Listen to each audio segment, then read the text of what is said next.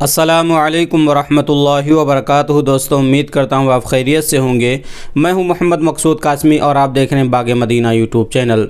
دوستوں، آج کا عنوان ہے کیا جماعت میں نکلنا اللہ کے راستے میں نکلنا ہے؟ تو دوستوں، آپ سے میں گزارش کروں گا کہ آپ ویڈیو کے آخر تک ہمارے ساتھ میں بنے رہیں۔ انشاءاللہ آپ کو آج پوری بات اچھی طریقے سے سمجھ میں آ جائے گی۔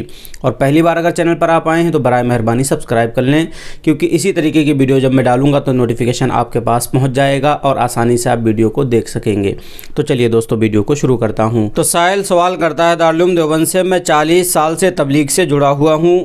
یہاں اور ہندوستان میں ہمارے بڑے کہتے ہیں کہ صحابہ اللہ کے راستے میں نکلے تھے، وہ اسلام کی حفاظت کے لیے جنگ کے لیے نکلے تھے اور انہوں نے غیر مسلموں کو اسلام کی دعوت دی تھی۔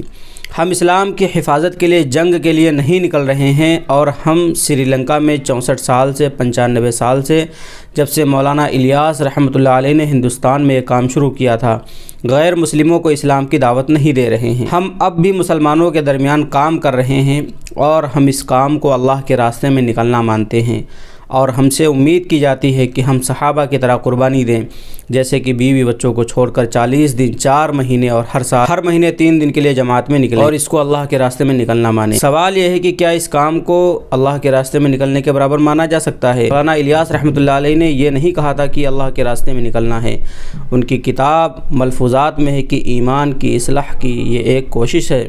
برائے کرم تفصیل سے جواب دیں۔ دوستو، دارالعلوم دیوبند کی طرف سے اس کا جواب آتا ہے، غیر مسلموں میں اسلام کی دعوت دینا یہی اصل کام ہے۔ یہی رسول اللہ صلی اللہ علیہ وسلم کا طریقہ اور صحابہ اکرام کا طریقہ تھا۔ یہ سب سے اعلیٰ درجے کا کام ہے۔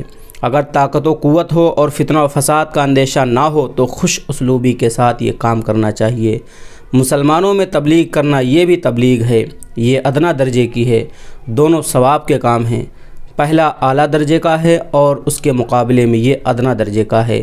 ہم چونکہ غیر مسلم حکومت کے ماتحت رہتے ہیں، اس لیے ہمارے لیے یہی مسلمانوں میں دعوت و تبلیغ بہت کافی ہے۔